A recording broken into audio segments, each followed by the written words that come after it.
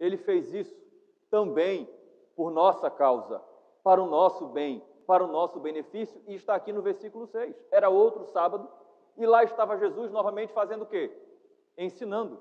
Ele entra numa sinagoga, ele entra para cultuar, mas ele dispensa o local confortável que vocês estão sentados. Ele vem para esse local aqui desconfortável. Ele vai ensinar. A posição de Jesus no culto não era de receber. A posição de Jesus no culto era de dar. Mais uma vez, no dia do descanso, o Senhor está trabalhando de maneira generosa. Ele está se expondo, e a gente vai ver que a sua exposição é notória. Ele está se colocando numa posição de exposição. Para quê? Para se doar, para ensinar, para instruir o seu povo. Aqui está a ênfase. Aqui começamos a observar a ênfase de por que esse dia de fato é um dia especial e se de fato esse dia é um dia especial para o coração de Jesus. Então o versículo 6 diz que nesse contexto de adoração e de culto em que Jesus está trabalhando, é identificado que lá há um homem que tem uma das suas mãos ressequida.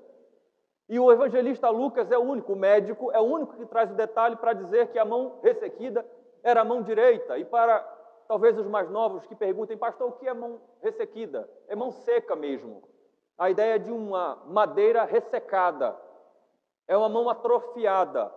Sobretudo em termos de musculatura, de tendões. Era uma mão inutilizada, que não tinha como se utilizar. E era a mão direita.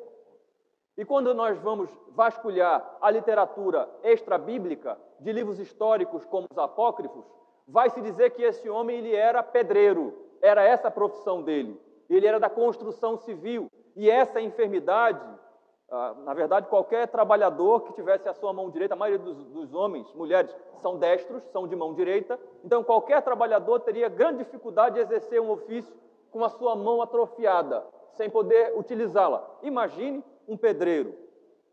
Então, ele vivia de maneira precária, porque a sua mão estava atrofiada. E nesse contexto, o versículo 7, olhe para a sua Bíblia, nos diz que os escribas e os fariseus observavam Jesus, procurando ver se ele faria uma cura no sábado, a fim de acharem de que o acusar. Para você que está acompanhando as exposições neste evangelho, está claro, mais uma vez, que a oposição continua.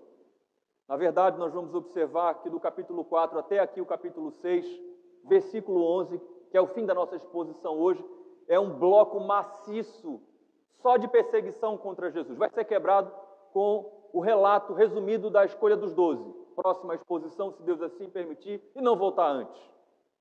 Mas, mais uma vez, está claro aqui que Jesus está sendo perseguido. E se na exposição passada a crítica foi direcionada de maneira covarde e indireta a Jesus por meio dos seus discípulos, por que os seus discípulos fazem isso? Por que eles debulham, comem, colhem no sábado, fazem o que não é lícito? Agora não. A atenção é voltada contra Jesus. A oposição é direta contra ele. Eles estão olhando para ele e eu quero chamar a sua atenção rapidamente a dois verbos aqui do versículo 7, que são dois verbos-chave. Primeiro, o verbo observar. O texto diz que eles estavam observando Jesus. E observar aqui é observar não de maneira descuidada, mas ao contrário.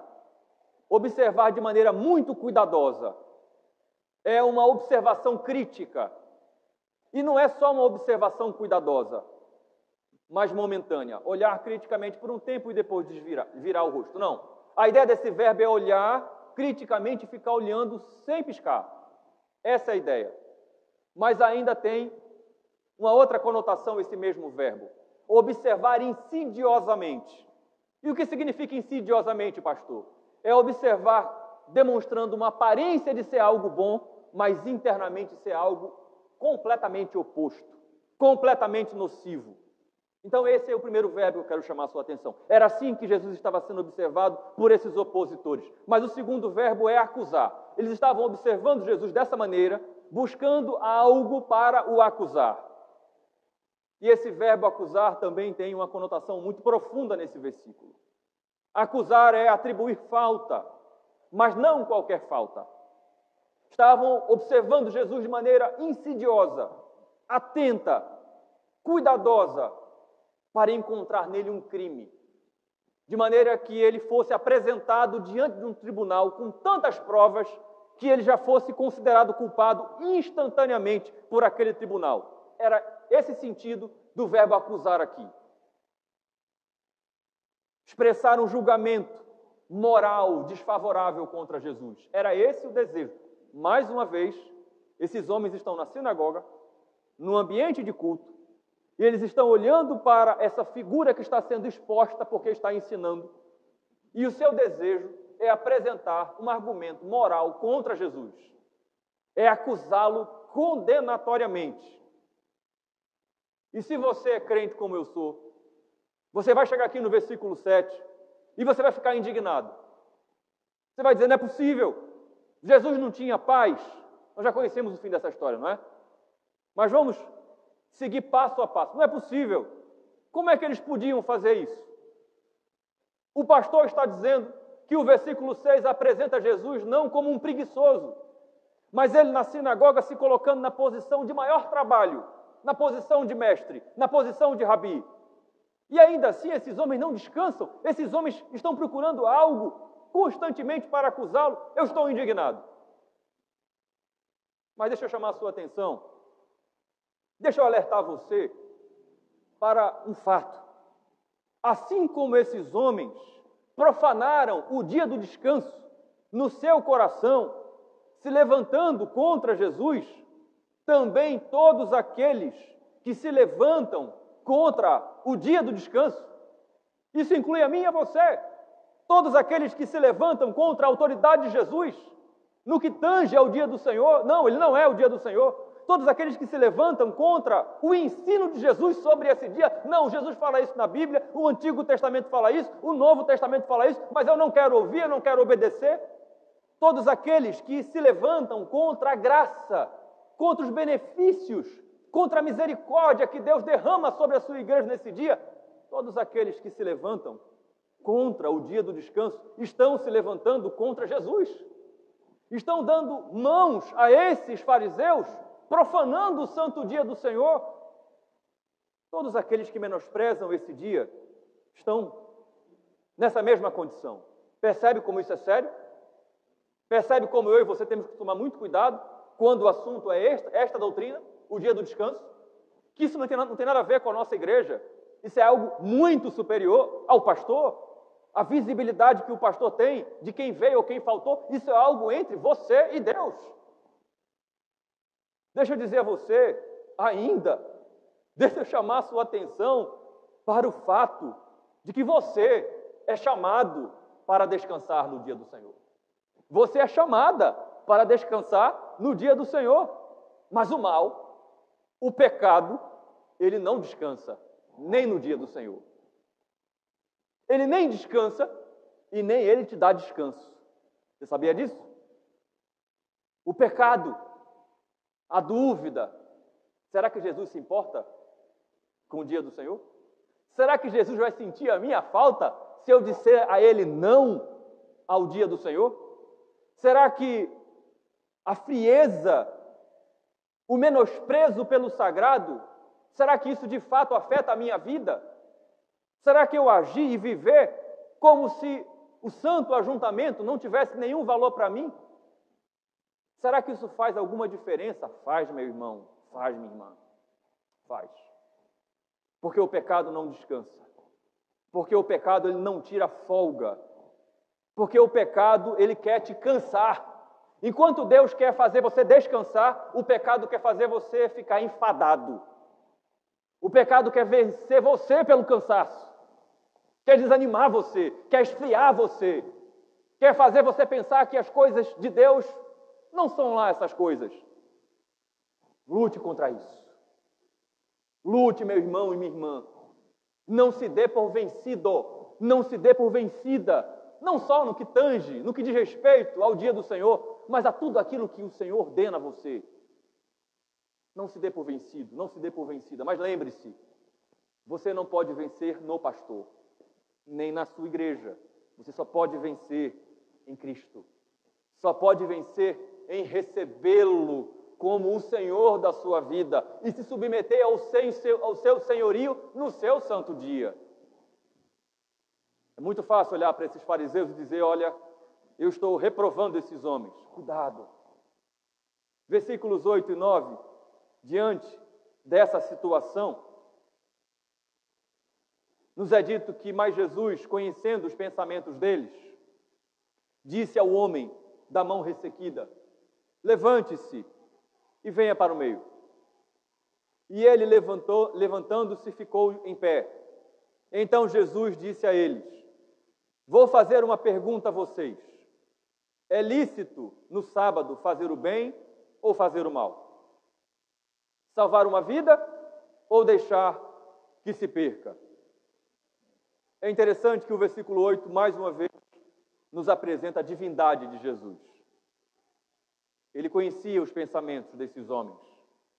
Quando nós vamos para a passagem de Mateus capítulo 12, a paralela, lá é dito que esses fariseus perguntaram a Jesus, é lícito curar no sábado?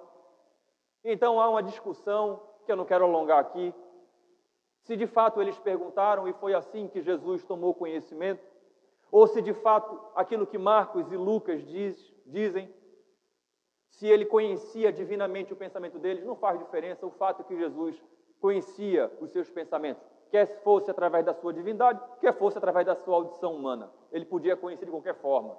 Na verdade, segundo o Salmo 139, mesmo que eles tenham perguntado a Jesus, antes deles perguntarem, antes da palavra vir à boca, ele já conhece completa, porque ele é Deus. Ponto. Como expositor do texto, eu preciso falar isso. O fato é que ele conhecia. E conhecendo não só aquilo que saiu da boca deles, mas conhecendo o seu coração, ele faz uma pergunta. Mais uma vez, ele faz uma pergunta. É lícito fazer o bem ou fazer o mal no dia do descanso? Esse dia existe em outra forma de perguntar, parafraseando o texto. Esse dia existe e é proibido fazer o bem nele? O que eu devo fazer nesse dia? Jesus está perguntando. O que vocês devem fazer? O bem ou o mal? E já nos referimos que haviam duas grandes escolas de pensamento farisaico na época, e a maior delas era a de Liel. E a escola de Liel era taxativa com relação a isso. Não se pode fazer nenhum trabalho no dia do descanso, salvo se for para salvar uma vida. E não era o caso desse homem. Curar a sua mão atrofiada não era questão de vida nem de morte. Mas o Senhor Jesus, antes de fazer essa pergunta, e eu pulei essa parte de propósito, ele chama esse homem. Ele diz, venha para o meio. Jesus chama esse homem para o centro das atenções. E haviam dois motivos para ele fazer isso. Primeiro, porque ele, sendo Deus, sabia muito bem o que ia fazer. Então ele queria, como ele fez em todos os seus milagres, que o milagre fosse o mais público possível. Ele fosse o mais autenticado pelo maior número de testemunhas possíveis. De maneira que não houvesse nenhuma dúvida daquilo que ele havia feito. Mas, em segundo lugar, ele também chama esse homem para o centro para mostrar a todas aquelas pessoas, antes do milagre ser feito, a condição daquele homem. E o mais interessante, não sei se você percebeu isso quando você leu os versículos, é que esse homem, ele não se opõe, ele não questiona, ele simplesmente se levanta. Ele se levanta e vai para o meio daquele culto. Imagina que Jesus estivesse aqui e chamasse um de vocês e dissesse, venha para cá, fica aqui na frente da igreja, no meio do culto. O que você faria? Ele se levanta. E eu quero perguntar a você, se você de fato acredita de todo o seu coração que Jesus está envolvido com a sua salvação. Você acredita nisso? Acredita que isso não é uma lenda, que isso não é um mito? Existem muitas lendas e muitos mitos. Mas que Jesus está envolvido com a sua salvação, isso não é lenda, não é mito. Você acredita nisso? Agora, você acredita que, além de Jesus estar plena e totalmente envolvido com a sua salvação, que Ele também se importa com cada área da sua vida? Você realmente acredita nisso? Às vezes, Jesus chama você, chama a mim, e nos coloca numa situação de exposição antes de nos abençoar. Eu vou repetir. Às vezes o Senhor Jesus, Ele chama eu e você e nos coloca numa situação de exposição, que às vezes a gente nem entende porque nós estamos sendo colocados naquela situação de exposição tão grande antes de abençoar você. E é como se Jesus estivesse perguntando a mim e a você: você confia em mim? Você acredita que eu estou envolvido com a sua salvação? E que eu estou envolvido não só com a sua salvação, mas com todas as áreas da sua vida, porque você é meu? Se a sua resposta, sendo honesto, honesta, aí no seu coração, é não, não, pastor, eu sinceramente não confio. Eu realmente ouço, me esforço, mas eu não confio. Eu não acho que Jesus esteja preocupado com todas as áreas da minha vida. Eu não acho que Jesus realmente me tenha recebido por integral. Às vezes eu olho para a minha vida, olho para algumas áreas da minha vida, e é como se Jesus não se importasse. Se a sua resposta é não, deixa eu dizer a você que você é infeliz. Você não é bem-aventurado. Não é bem-aventurada. Se você não confia que Jesus está envolvido com todas as áreas da sua vida, não só a sua salvação. Você é infeliz e você não vai conseguir encontrar felicidade, conforto, regozijo, enquanto você não descansar nessa verdade, de que Ele não só salvou você, mas que Ele realmente está envolvido com todas as áreas da sua vida. Agora, se a sua resposta é sim, pastor, sim, eu confio. Eu sei que não mereço, mas eu tenho o meu coração recheado pela convicção. Às vezes eu quero duvidar, mas a graça de Deus não permite que isso aconteça. E eu confio que Jesus está envolvido não só com a minha salvação, mas com todas as áreas da minha vida, mesmo aquelas áreas que eu não estou conseguindo enxergar Ele agir. Eu confio plenamente nisso. Se você confia, então eu quero dizer a você que você é feliz. Pode continuar confiando. Pode fechar os seus olhos e se jogar. Se Jesus chamar você e disser: vem aqui para frente, vem aqui para esse lugar de exposição, pode ir.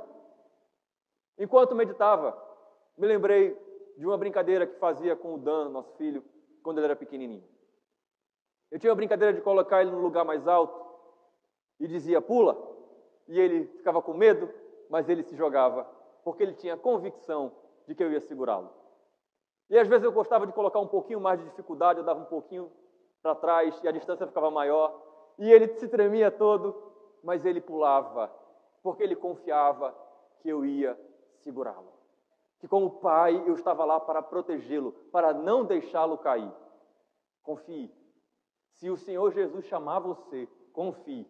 Eu, na minha incapacidade, poderia ter falhado e ter deixado Daniel cair. Mas Deus não vai deixar você cair.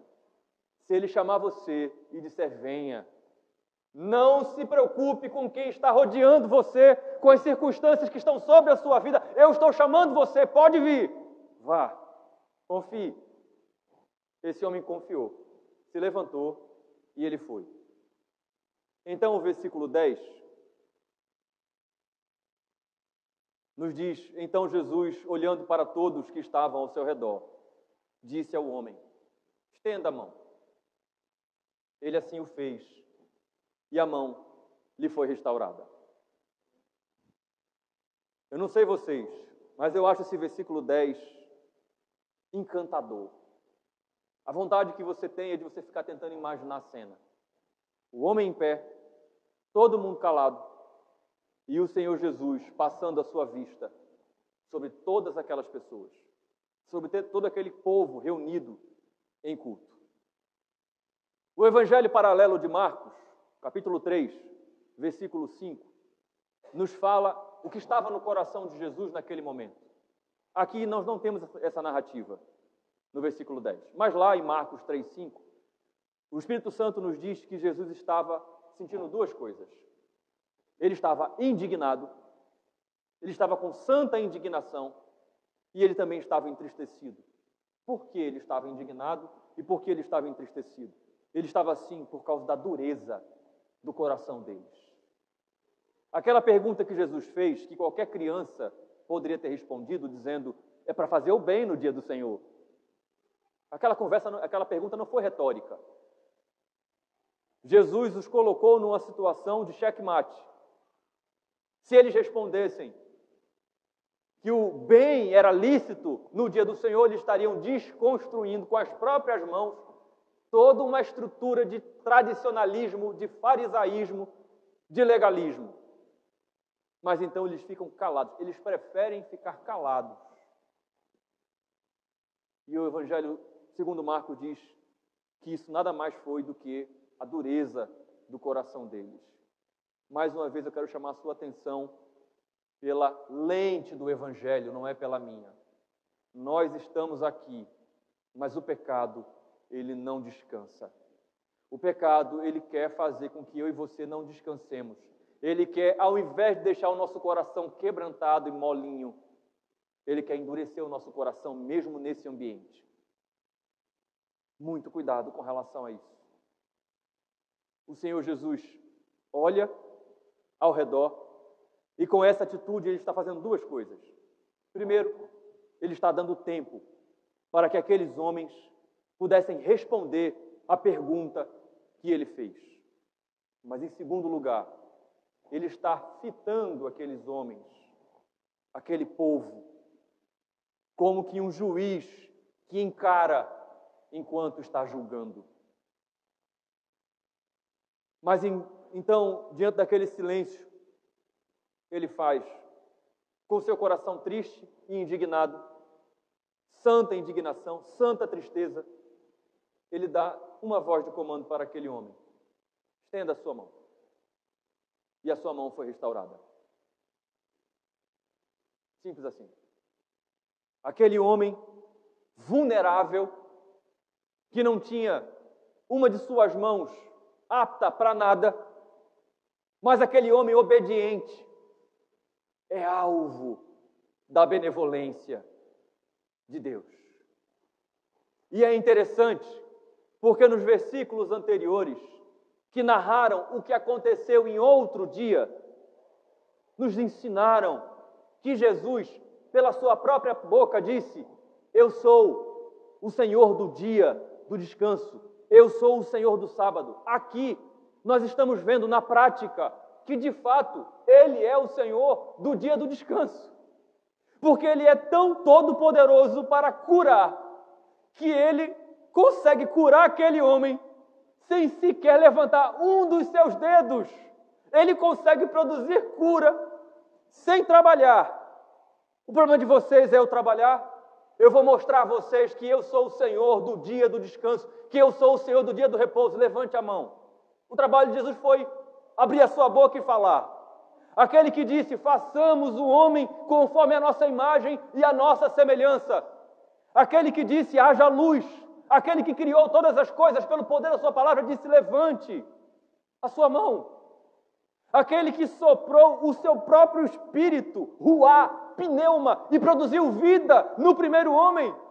Aquele que tirou a costela e que fez uma auxiliadora, as mulheres maravilhosas da nossa vida. Aquele que tem todo o poder disse: levante a sua mão. Ele não estendeu os seus braços, ele não fez nada. Ele simplesmente deu uma ordem. Sabe por quê? Porque Ele é o Senhor do sábado. Porque Ele é o Senhor do dia do descanso. Porque o dia pertence a Ele. Porque o domingo, a segunda, a terça, todos os dias pertencem a Ele. Quantos podem dizer amém? Que bênção, não é? Que revigorante. Que reconfortante para a minha vida como ministro do Evangelho. Posso dedicar o resto da minha vida servindo, trabalhando ao Senhor nesse santo dia, que esse é um privilégio, é uma honra para mim. Mas, ao mesmo tempo, que grande confronto traz ao meu e ao seu coração. Estou rindo de nervoso. Devemos amar aquilo que o Senhor ama. Devemos dar atenção àquilo no qual está depositado o coração de Deus. Do contrário, estaremos sujeitos a passar pelo que nos é dito no versículo 11. Mas eles se encheram de furor e discutiam entre si quanto ao que fariam contra Jesus. Percebe? Mais uma vez eu chamo para estar ao lado de Lucas, o evangelista Marcos, porque no versículo 6, ele vai trazer uma informação que nós não temos aqui, que esses mestres da lei e esses fariseus, eles deram as mãos para os herodianos, para aqueles que eram da casa de Herodes Antipas, um povo ímpio. Marcos nos diz que eles se associaram com aqueles que eram seus opressores. Pense na sua mente. Quais são os maiores opositores da igreja hoje? É como se alguns de nós, se levantando contra o senhorio de Jesus, desse as mãos para estes ímpios contra a própria igreja do Senhor, contra o próprio corpo de Cristo. E aqui, versículo 11 nos diz que eles estavam discutindo sobre o que eles fariam com Jesus. Lá em Marcos 6, eles se associaram aos herodianos para planejar como matariam Jesus. E assim é a carne. E aqui eu não estou me referindo ao açougue, estou falando a nossa carne pecaminosa. Ela é insaciável. Você sabia disso? Você tem consciência disso? Que a minha carne e a sua carne, ela é insaciável. Não importa o que se faça em favor da carne, ela sempre estará insatisfeita. É por isso que ela não deve ser alimentada. É por isso que nós não devemos viver segundo as inclinações da carne. Se nós nascemos do Espírito, disse o apóstolo Paulo escrevendo a Galácia do Sul, nós devemos também andar em Espírito. Perceba o que está acontecendo aqui. O próprio Verbo de Deus em pessoa acabara de fazer um milagre incontestável, puro. Ele acabou de curar simplesmente mandando o homem levantar a mão. Mas não adianta. Não adianta, porque a carne, ela é insaciável. Cuidado para não ser dirigido pela sua carne.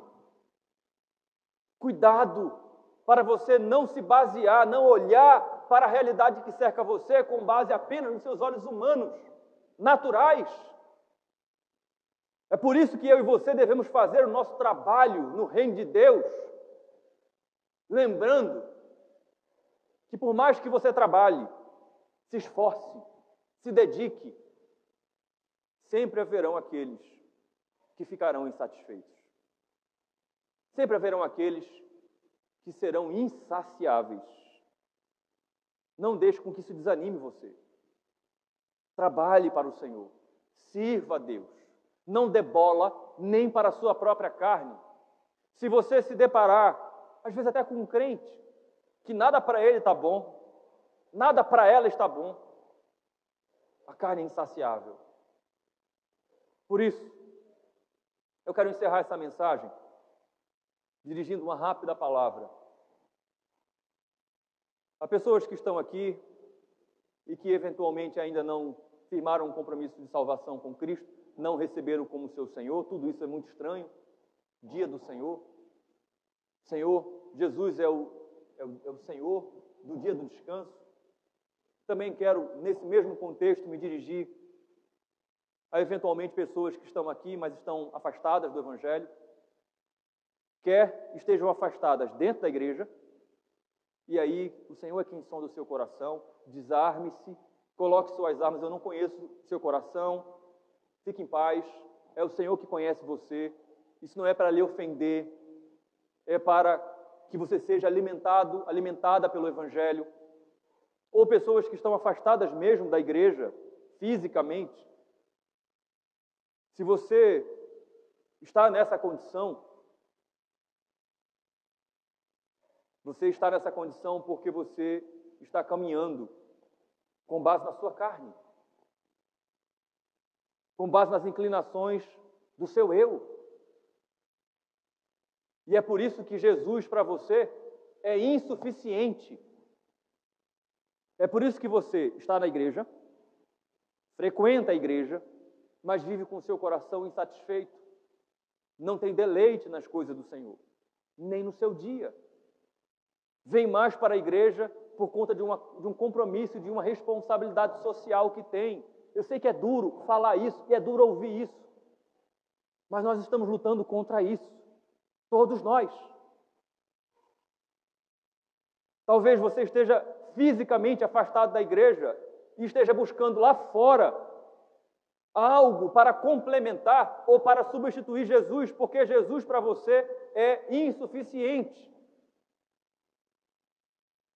Nada que Jesus faz para você é suficiente. Não importa o quanto do Evangelho você ouça, ou seja, não importa o quanto do Evangelho ele te ensine, como estava acontecendo aqui. Não importa o quanto ele opere na sua vida, o quanto você seja alvo da sua graça comum, o quanto você encha os seus pulmões de ar, é só uma das manifestações da graça de Deus por você. Isso seria o suficiente para você viver uma vida inteira devotada a Deus, em saber que Ele não só criou você, como Ele sustenta você. Você não precisava de um pastor dizer isso a você.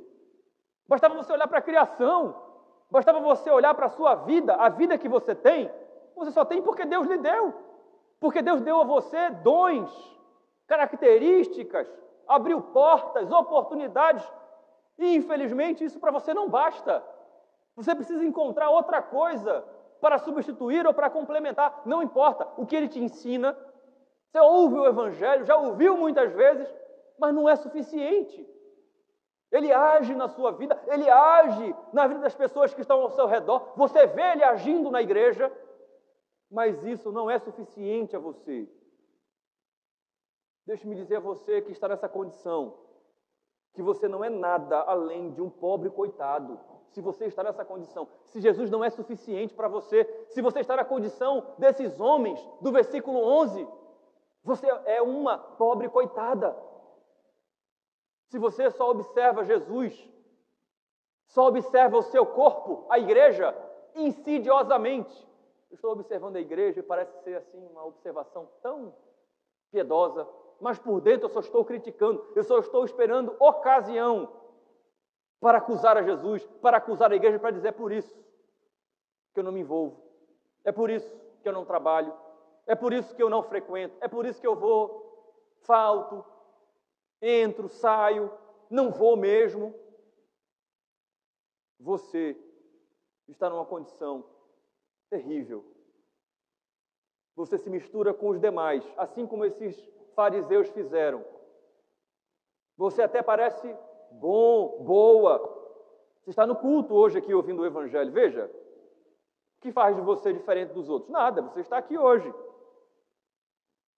Mas Jesus não é suficiente para você. Se eu perguntar aqui a você agora, encerrar a mensagem, dizer quem quer voltar para o Evangelho, quem aqui quer admitir que o coração está sangrando, está sofrendo, não tem mais prazer nas coisas do Senhor, venha para cá para a gente orar. Você viria? Para o meio, para o centro, para a exposição? Você diria: eu quero voltar para Jesus, eu quero voltar a frequentar a igreja, eu quero voltar a me submeter aos princípios da palavra. Percebe que não é tão simples? Você só não condena Jesus porque você não pode, porque Ele não está sujeito a você. Mas toda vez que você nega o ensino de Jesus, toda vez que você, tendo como base o dia do Senhor, toda vez que você se levanta contra as coisas que Deus ama, você está fazendo isso no seu coração, você está o rejeitando. Arrependa-se, clame a Jesus, Clame, Senhor, mude a disposição do meu coração. Eu quero confiar no Senhor, eu quero estar satisfeito no Senhor, eu quero me jogar de olhos fechados, quando o Senhor me chamar, como o Senhor está me chamando hoje, não um homem, mas o Senhor me chamando pelo Teu Evangelho. Quer saber de uma coisa? Eu não vou confiar nem no meu próprio coração, eu não sei o que vai acontecer de hoje para amanhã, mas eu quero me render a Ti, Senhor. Eu quero me levantar, de maneira que o Senhor disser, levante a mão, eu vou levantar a mão. E o Senhor tem poder para curar. Quantos podem dizer amém? Confie nisso. Mas quero, por fim, dirigir uma palavra à igreja. Começando pelas nossas crianças. Não pude deixar de lembrar das nossas crianças. Crianças, amem vir à igreja. Amem. Se você percebeu seu papai, sua mamãe, seu tio, sua avó, assim meio desanimado, desanimada, chame ele, chame ela. Diga, vamos para a igreja. Eu não quero deixar de ir para a igreja. Eu não quero deixar de estar junto com os irmãos. Eu quero estar na igreja, na casa do Senhor. Eu quero estar debaixo do seu ensino. Eu quero estar debaixo da sua bênção. Faça isso, crianças. Seja na sua casa uma pessoa que ame estar na igreja. Quando seus pais chamarem você, seus tios, seus avós, seus vizinhos, chamar você para vir para a igreja, se alegre. Jesus está dando a você a oportunidade de você vir à igreja, estar com o seu povo, ouvir a sua palavra e ser abençoado por ele. Ame o domingo, crianças. Ame o dia dos cristãos. O dia de estar na igreja. Tem dia para jogar bola, tem dia para jogar videogame, andar de bicicleta, estudar, ir para a praia. Domingo é o dia de estar com a família da fé e com a família de sangue, com a família de casa. Amem o domingo. Nunca duvidem, crianças. Jesus, todos os domingos, poderia falar sobre os outros dias da semana, mas a exposição hoje é sobre o sábado, é sobre o dia do descanso. Jesus, todos os domingos, sem exceção, Ele estará aqui por meio do seu Evangelho para ensinar você e para abençoar você, para dar a você muitas bênçãos. Quais, pastores? Não sei te dizer. Eu sei te dizer que são bênçãos espirituais e bênçãos materiais. Mas essas bênçãos, quem vai dar a você é Jesus. E Ele é que conhece todas, mas eu quero dizer que são bênçãos. Também quero me dirigir aos jovens, nossos queridos jovens, mais uma vez chamando vocês a terem cuidado com o coração de vocês. Esse lugarzinho que é de onde procede os caminhos da vida. Jovens, amem a casa de Deus. Amem o dia do Senhor. Não venham para a igreja por causa das pessoas mais velhas que trazem você. Observem-nos como instrumentos de Deus para trazer você à igreja. Mas ame no seu próprio coração. Venha para a casa de Deus por sua própria causa, por amar a Deus, jovens. Venham para vocês. Cheguem aqui com os seus familiares queridos, mas ofereçam a adoração pessoal e particular de vocês. Façam isso. Não deixem isso passar em branco na vida de vocês.